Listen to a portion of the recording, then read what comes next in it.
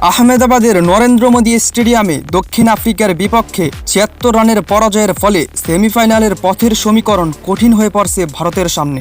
১৮৮ রানের লক্ষ্য তাড়া করতে নেমে ভারত মাত্র ১১১ রানে অল আউট হয়ে যায়। শুরু থেকেই চাপে পড়ে ব্যাটিং লাইন আপ, আর সেই চাপকে আরও বাড়িয়ে দেন মার্কো জনসন।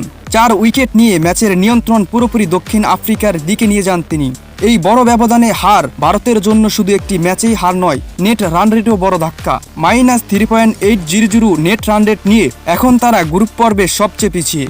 সুপার 8-এর মতো সংক্ষিপ্ত পর্বে এমন বড় হার ভবিষ্যতের হিসাব নিকাশ জটিল করে তোলে। এখন ভারতের সামনে সমীকরণ পরিষ্কার, বাকি 2 ম্যাচ জিততে হবে তাদের প্রতিপক্ষ ওয়েস্ট ইন্ডিজ ও জিম্বাবুয়ে। 2 ম্যাচ জিতলে পয়েন্ট হবে 4, যা সেমিফাইনালের লড়াইয়ে টিকে থাকার জন্য প্রয়োজন। তবে অন্য ম্যাচের ফলও গুরুত্বপূর্ণ হয়ে উঠবে। যদি একাধিক দল সমান পয়েন্টে পৌঁছে যায়, তাহলে নির্ধারক হবে নেট রান রেট, যেখানে ভারত বর্তমানে চাপে।